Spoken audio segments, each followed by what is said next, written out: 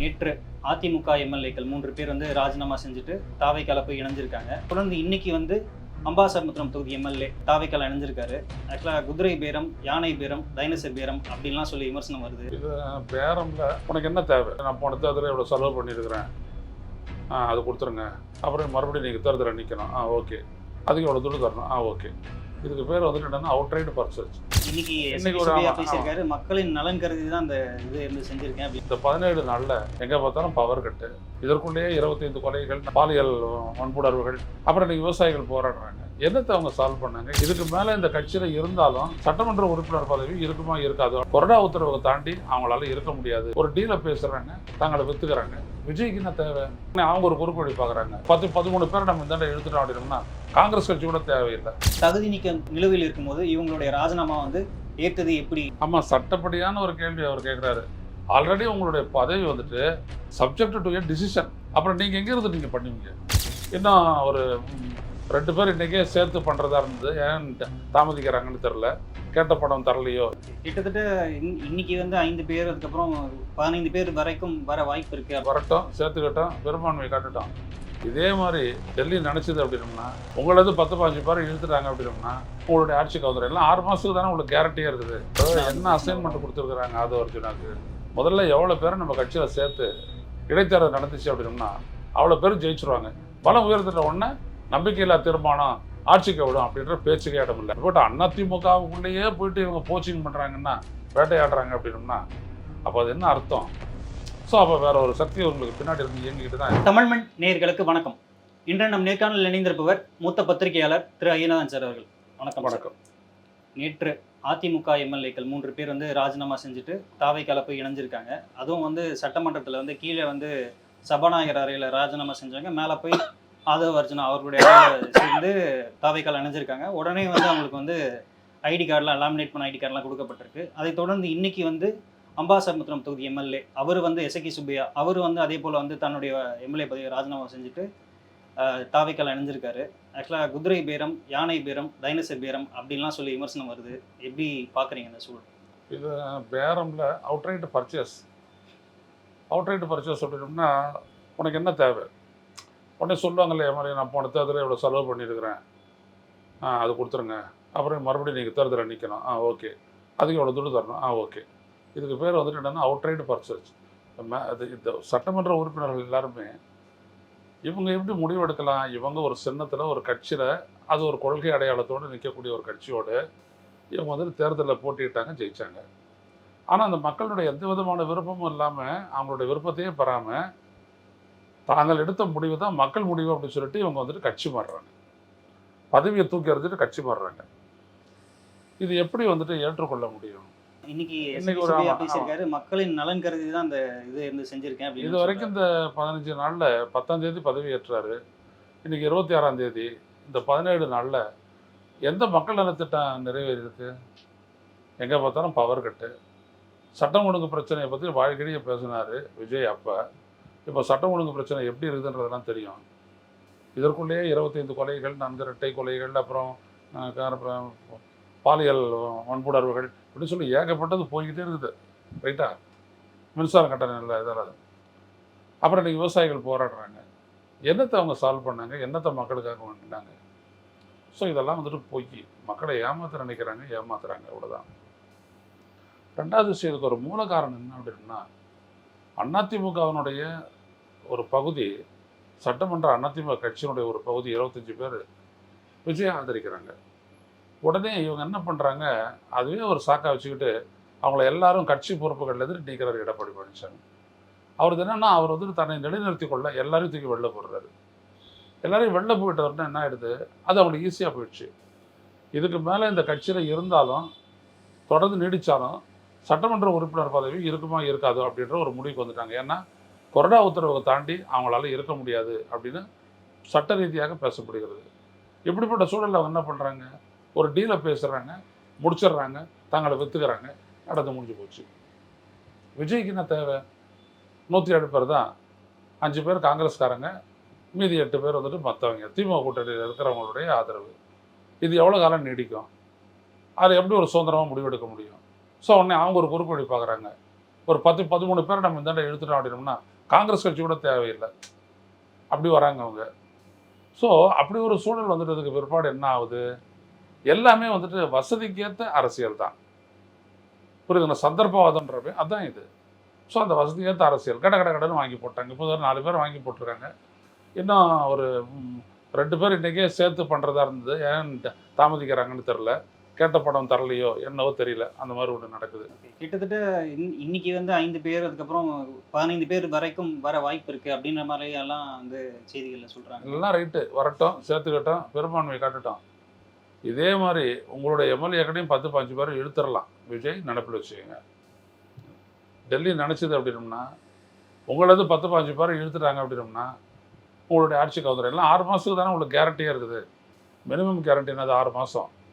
அதுக்கப்புறம் நம்பிக்கையில் தீர்மானம் யாராவது கொண்டு வந்தாங்கன்னா ஒட்டுமொத்தம் உங்களை கவுத்துட்டு போகிறதுக்கெல்லாம் அவங்க ரெடியாக இருப்பாங்க. இவ்வளோதான். ஏன்னா உங்களுடைய கட்சி ஊழலா அப்படிலாம் எரேஸ் பண்ணிவிடுங்க அப்படின்னீங்க. போய் பார்த்தீங்க அப்படின்னா செங்கல் சோலையில் வந்துட்டு ஒரு வந்து செங்கல் சோலை அதிபர்கிட்டே வந்துட்டு மாதத்துக்கு 1 லட்ச ரூபாய் எங்களுக்கு கப்பம் கட்டி ஆகணும்னு சொல்கிறாங்க. அவர் இன்னைக்கு வந்து கட்சி விட்டு நீக்கிட்டீங்க, அடிப்படை உறுப்பினர் பதவியிலேருந்து நீக்கிட்டீங்க. ஆனால் இது எங்கேருந்து வருது, எங்கேருந்து முளைச்சிது, அவ்வளவும் யோசிச்சு பாருங்க. அப்போது எதுவுமே சரியில்லை இந்த 15 நாளில். ஆனால் நீங்கள் பண்ணிகிட்டு இருக்கிறது வந்துட்டு அவர் பொதுப்பணித்துறை அமைச்சர். அவர் ரொம்ப தீவிரமாக அந்த பொதுப்பணியில் ஈடுபட்டிருக்காரு. எம்எல்ஏக்கள் வாங்குறது தான் பொதுப்பணின்னு நினைக்கிறாரு கூட. அது வச்சுனா வாங்கி தள்ளுறாரு. ஸோ இதை வந்துட்டு குதிரை பேரம், யானை பேரம்னு சொல்ல வேணாம். வேற மாதிரிலாம் முடிச்சுட்டாங்க. இது அவுட்ரைட் பர்ச்சேஸ் முடிஞ்சு போச்சு. நீங்கள் சொன்ன மாதிரி வந்து வெளியில் வந்து அவ்வளோ வந்து சமூகம் சார்ந்த பிரச்சனைகள் இருக்குது. பொதுமக்களுக்கு வந்து இந்த கரண்ட்டு கட்டு, அதுக்கப்புறம் வந்து இந்த மாதிரி சட்ட ஒழுங்கு பிரச்சனை அப்படின்னு சொல்லி நிறைய பிரச்சனைகள் வந்து மக்கள் சந்திக்கிறாங்க. இந்த மாதிரி ரொம்ப பரபரப்பாக போயிட்டு இருக்கு. தொடர்ந்து ஒரு 2-3 நாட்களில் செய்திகள் இதே தான் பிரச்சனையாக இருக்குது. இந்த வேலையில் இந்த ஒரு செய்தியை கொண்டு வராங்க, இந்த வேலையில் ஈடுபடுறாங்க. இது எப்படி பார்க்கறது? அதை விட இதுக்கு முக்கியத்துவம் தராங்களா? இல்லை, அவங்கள பொறுத்தவரைக்கும் ஆட்சியை காப்பாற்றிக்கிறதுல முக்கியத்துவம் தர்றாங்க. மற்றதெல்லாம் அப்புறம் பார்த்துக்கலாம், அவ்வளோதான். விஜய் என்ன பண்ணுறாரு, எல்லாத்தையும் வந்துட்டு கொஞ்சம் கொஞ்சமாக செஞ்சு கன்வின்ஸ் பண்ணிடலான்னு பார்க்குறாரு. புரியுதுங்களா? 500 யூனிட் வரைக்கும் மின்சாரம் ஃப்ரீட்டாங்க. இப்போ 500 யூனிட் பயன்படுத்துகிற வரைக்கும் 200 யூனிட் ஃப்ரீன்றாங்க. இப்படி ஏதாவது வந்துட்டு அவர் சொல்லிக்கிட்டு இருக்காரு. சின்ன விஷயமா பார்த்து சொல்லிக்கிட்டே இருக்காரு. கலைஞர் முன்னாடி இருந்த ஸ்டாலின் ஆட்சி செஞ்சதெல்லாம் வேறு அப்படியே நிறைவேற்றுறாங்க. அது அப்படியே நடக்குன்ட்டாங்க. இவர் அறிவிச்சதெல்லாம் என்னாச்சு, ஒன்றும் ஈடுபடலை. அது இல்லாத இப்போ வந்துட்டு அடுத்தபடியாக நீங்கள் பார்த்தீங்கன்னா விவசாய கடன் தள்ளுபடி, அப்படியே கோஆபரேட்டிவ் சொசைட்டியில் வாங்கின எல்லா கடையும் தள்ளுபடி பண்ணுவேன்னா ஒரு முடங்கினார். அவர் ஜெயிப்பான்னு நினச்சி முடங்கிட்டார். இப்போ மாட்டிக்கிட்டார். இப்போ வந்துட்டு அவங்க தள்ளுபடி பண்ணியிருக்காங்க. 5,000 முதல் 50,000 வரை அப்படி தள்ளுபடி பண்ணியிருக்காங்க. எதுவும் எடுபடலைன்னு விவசாயிகள் போராட்டம் நடத்துகிறாங்க. இவ்வளோதான். நீங்கள் மக்கள் மத்தியில் போய் மக்களிடையே பேசி மக்களுடைய தேவை அறிஞ்சு நீங்கள் அரசியல் பண்ணியிருந்தீங்க அப்படின்னா எப்படி வாக்குறுதிகள் கொடுக்கணும்னு உங்களுக்கு தெரியும். நீங்கள் தான் அந்த பக்கமே போகலையே. ஓடி போய்ட்டு சைக்கிள் வந்து பஸ்ஸு மேலே ஏறிட்டு பேசுகிறீங்க. விட்டால் சைக்கிளில் கொஞ்சம் தடவை ஓட்டி காட்டினீங்க. இது தவிர வேறு என்ன செஞ்சீங்க? எதுவுமே மக்கள்கிட்ட உங்களுக்கு எந்த ஃபீட்பேக்குமே இல்லை. மக்கள்கிட்டே நீங்கள் போகல.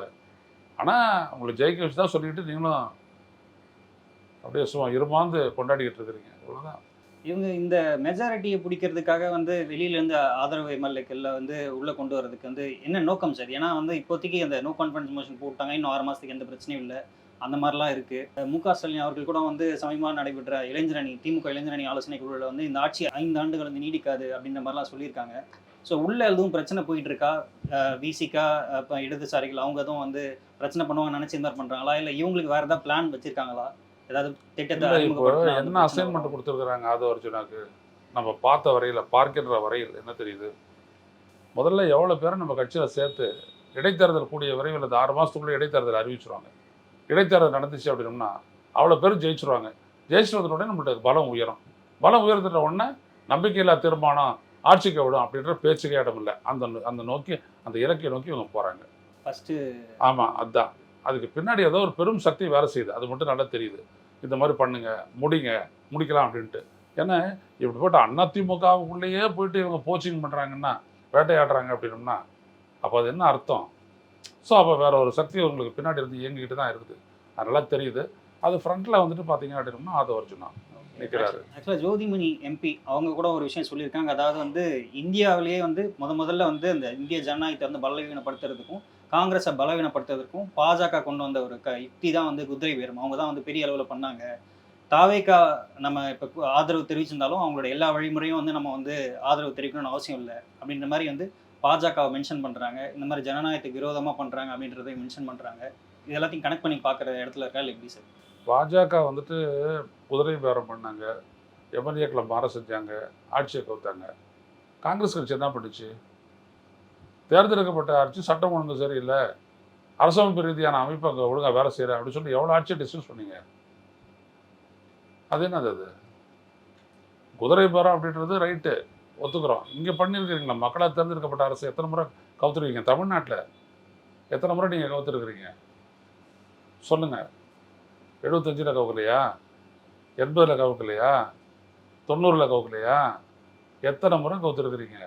அதுக்கப்புறம் பொம்மை கேஸுக்கு அப்புறம் தான் அது 98 பொம்மை கேஸில் அந்த தீர்ப்புக்கு பிறகு தான் நீங்கள் எதுவும் பண்ணலை. அது வரைக்கும் கேரளாவில் தான் முதல்ல ஆரம்பிச்சிங்க. கவுக்காத இடமே கிடையாது. நீங்கள் கவுக்கிறது தானே உங்களுடைய வேலையாகவே இருந்துச்சு காங்கிரஸுக்கு. அதனால் நீங்கள் ஜனநாயகத்தெல்லாம் பற்றி பேச வேணாம், முடிஞ்சு போச்சு. பிஜேபிக்காக தான் வேலையே. அதிகாரத்தை கைப்பற்றணும், தக்க வச்சுக்கணும். ஒரு பக்கம் பிராமணர்கள், இன்னொரு பக்கம் கார்பரேட்டுகள், அவங்களுக்கு எல்லாத்தையும் கொடுக்குறோம். மக்களுக்கு ஒன்றுமே கிடையாது. ஜெயிக்கிறதுக்கு இருக்கவே இருக்குது இவிஎம், அவ்வளோதான். அடித்து துவச்சி பிடிச்சிடுறாங்க. ஸோ ஒரு சூத்திரம் முடிஞ்சிச்சிங்களா? மேலே இருக்கிறவன் இந்தாண்ட பக்கத்தில் நீங்கள் பார்த்தீங்க அப்படின்னா பிராமணர்கள், ரைட்டுங்களா?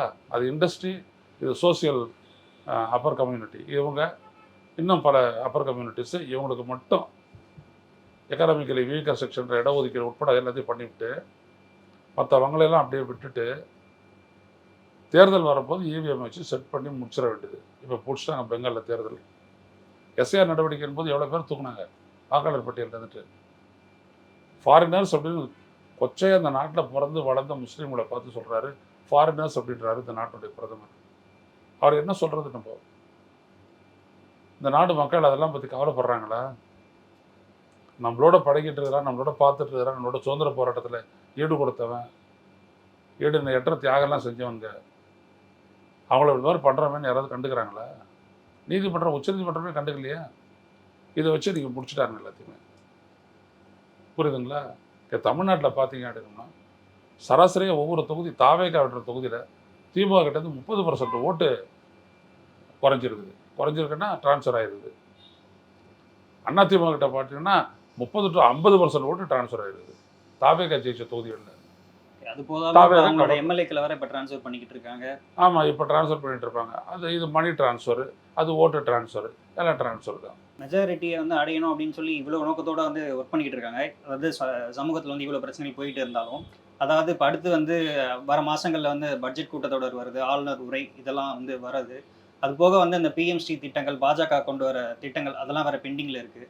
ஸோ இவங்க வந்து மக்களுக்கு எதிரான முடிவு ஏதாவது ஒன்று எடுக்கும் பட்சத்தில் இவங்களுக்கு கொடுக்கப்படுற ஆதரவு, விசிகா இடதுசாரிகள் வந்து கொடுக்கப்படுற ஆதரவை வந்து பின்வாங்கிடுவாங்க அப்படின்ற அச்சத்தில் வந்து இப்போவே இந்த மாதிரியான வேலைகள் ஈடுபடல. இல்லை, அதுதான் காரணம். இவங்க சோதரவாக முடிவெடுக்க முடியாது. ஏன்னா திமுக கூட்டணி கட்சிகளாக இருந்தவங்களோட 8 எம்எல்ஏக்கள் அவங்கள சப்போர்ட் பண்ணுறாங்க. காங்கிரஸே அப்படி தான். ஆனால் அது வந்துட்டு துரோகத்தில் போயிடுச்சு. அதனால அதை பற்றி ஒன்றும் இல்லை, போச்சு. ஸோ இதெல்லாம் தாண்டி தங்களை நிலைநிறுத்திக்கணும் பலமாக அப்படின்றதுக்காக தான் இவங்க உழவு பண்ணுறாங்க. அது இருவேறுபட்ட கருத்தே இல்லை. அதுக்கு தோதா எடப்பாடி நடந்துக்கிறாரு.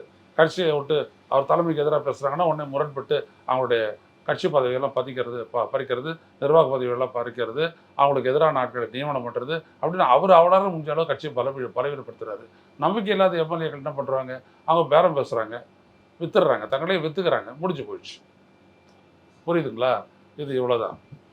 ஓகே, அப்போ இந்த மாதிரியான நிலைப்பாடுகள் இப்போ நீங்கள் இன்னொன்று சொன்னீங்க, பாஜகனுடைய பிஎம்ஸ்ரீ திட்டம் இதெல்லாம் ஒத்துக்குவாரா இல்லையா அப்படின்ற ஒரு விஷயத்த விஜய் நாளைக்கு போகிறாரு. நாளைக்கு சாயந்தரம் 4:30 மணிக்கு சந்திக்கிறாரு பிரதமர் மோடியை. அதுக்கப்புறம் உள்துறை அமைச்சர் அமித்ஷாவை நாளைக்கோ நாளைக்கோ சந்திக்கலாம். சந்திச்சுட்டு வந்ததுக்கப்புறம் இவங்க என்ன பண்ணுறாங்கன்றதை பார்க்கணும். அதிமுகவின் கொறடாவாக இருக்கக்கூடிய அக்ரி கிருஷ்ணமூர்த்தி அவர் வந்து இன்னைக்கு வந்து ப்ரெஸ் மீட்டில் வந்து சொல்கிறாரு, அதாவது இவங்க வந்து குதிரை வேகத்தில் குதிரை பேரம் நடத்துகிறவங்க, சபாநாயகர் வந்து தகுதி நீக்கம் அந்த இது வந்து நிலுவையில் இருக்கும்போது இவங்களுடைய ராஜினாமா வந்து ஏற்றது எப்படி அப்படின்னு சொல்லி கேட்குறாங்க. இந்த கேள்வியை நீங்கள் எப்படி சார் பார்க்குறீங்க? ஆமாம், சட்டப்படியான ஒரு கேள்வி அவர் கேட்குறாரு. அக்ரி கிருஷ்ணமூர்த்தி சட்டப்படியான கேள்வி. அவங்க ஏற்கனவே அவங்க இருக்கிறாங்களா இல்லையான்றது ஒரு முடிவெடுக்கிறத பொறுத்து தான். சட்டப்படி முடிவெடுத்தால் அவங்க பதவியே கிடையாது. அப்புறம் அவங்க எப்படி இல்லாத பதவிக்கு அவங்க எப்படி ராஜினாமா கடிதம் கொடுக்க முடியும்? சரிதானா? அதை எப்படி நீங்கள் ஏற்றுக்கிட்டீங்க? பொதுவாக சபாநாயகருக்குன்னு ஒரு தனி செக்ரட்டேரியட் இருக்கும், அவருக்குன்னு ஒரு தனி செயலகம் ஒன்று இருக்கும், அதில் எல்லாரும் இருப்பாங்க, அவங்க எடுத்து சொல்லுவாங்க. ஆனால் இவரில் செய்யணும். இவர் என்ன நினைக்கிறாரு அப்படின்னோம்னா, அந்த பிரேக்அவே ஃபேக்ஷன் இருக்குது இல்லையா, பிரிந்து வந்த குழு இருக்கு இல்லையா, அதை வந்துட்டு அதிமுக 1 அதிமுக 2ன்னு சொல்லிட்டு அவங்கள அப்படியே வச்சு வாட வச்சு ஆட்சிக்கு ஆதரவு தரத்துக்காக இவர் வந்துட்டு ஃபெசிலிட்டேட் பண்ணுறதுக்கு பார்க்குறாரு இப்போ இருக்க சபாநாயகர். ஆனால் அது தப்பு, அப்படி பண்ணக்கூடாது. இன்னைக்கு கூட பார்த்தீங்கன்னா தராசு ஷியாம் இதெல்லாம் ரொம்ப ஆழமாக பார்க்கக்கூடியவர், அவர் கூட சொல்லியிருக்காரு. அவர் எப்படி நீங்கள் ரிசைன் பண்ணுவீங்க? ஆல்ரெடி உங்களுடைய பதவி வந்துட்டு சப்ஜெக்ட் டு எ டிசிஷன். அப்புறம் நீங்கள் எங்கேருந்து நீங்கள் பண்ணுவீங்க? இவரும் வந்துட்டு பார்த்தீங்கன்னா நான் எப்போ முடிவு எடுக்கணுமோ அப்போ தான் முடிவு எடுப்பேன்ற மாதிரி எடுத்து அடிக்கிறாரு, பிஎஸ் பாண்டியன் மாதிரி. உச்சநீதிமன்றத்துக்கு போச்சுன்னா ஒரு வாரத்தில் முடிவாயிடும். அப்படி முடிவாச்சுன்னா முடிஞ்சு போச்சு. ஓகே, இப்படி ஒரு விமர்சனம் வைக்கிறாங்கல்ல சார், அதாவது அந்த தகுதி நீக்கம் செய்யப்பட வேண்டிய அந்த 27 எம்எல்ஏக்களில் வந்து இவங்க சைடு வராங்களா இல்லையா, யார் யார் வராங்களோ அவங்கள வர வரைக்கும் வெயிட் பண்ணுறாரு அப்படின்ற மாதிரி விமர்சனம் வைக்கிறாங்க. இல்லை, அது எடப்பாடி பழனிசாமி அந்த கட்சியினுடைய தலைவராக பொதுச் செயலராக அவர் என்ன வேணாலும் முடிவு எடுத்துக்கிட்டோம். சபாநாயகருடைய வேலை வந்துட்டு அரசமைப்பு சட்டப்படி நடக்கிறதா இல்லையா, அதை மட்டும் சொல்லணும், அதை மட்டும் பேசுங்க. அரசமைப்பு சட்டப்படி என்ன சொல்லுது, அதன்படி கட்சி தாவல் நடந்திருக்கிறதா, கொறடா உத்தரவை மீறி விட்டார்களா, அவ்வளோதான். ஆமாம் நீக்கு முடிஞ்சு போச்சு. ஆனால் அது செய்யாத இவங்க அப்படியே காத்துட்டு இருக்கிறாங்க, இழுத்து அடிக்கிறாங்க. இன்னும் டிவிக்கு எத்தனை எம்எல்ஏ வருவாங்க அப்படின்னு சொல்லி வெயிட் பண்ணுறாங்க. மேபி அப்படி இருக்கலாம் செய்கிறாங்க. ஓகே சார், இப்போ இந்த விஷயத்தோட பதில் எப்போ சார் அவர் சொல்ல வாய்ப்பு இருக்கு? தெரில. எடப்பாடி பழனிசாமி இந்த 30ஆம் தேதி வரை காத்துட்டு இருக்கிறோம், அதுக்கப்புறம் வந்துட்டு நாங்கள் கேஸ் போட போகிறோன்றாங்க. அப்படி கேஸ் போட்டால் உடனே கூட பதில் சொல்லலாம் உச்சநீதிமன்றம். இதில் நீங்கள் வந்துட்டு முடிவு எடுக்கிறதுனால அப்பாற்பட்ட பிரச்சனை. அவங்க வந்துட்டு ஓட்டு போட்டாங்களா, ஆமாம் போட்டாங்கன்னா அவங்களோட பதவி இல்லை, போச்சு. அந்த action itself make them disqualified, அவ்வளோதான். தகுதி நீக்கம் நடந்து போச்சு. அப்புறம் நீங்கள் உங்களுக்கு பேசுறதுக்கெல்லாம் இங்கே ஒன்றும் இல்லட்டாலும் முடிஞ்சு போகுது, அவ்வளோதான். சரி, தேர்தல் நடத்த வேண்டியதுதான். அந்த 25 ப்ளஸ் இப்போ எல்லாத்துக்கும் இப்போ 4 இது கிடையாது, அதுதானே 4 தானே இருக்குது நடத்த வேண்டியது. விஜயனுடைய ஒன்று 26 தேர்தல் நடத்த வேண்டியது.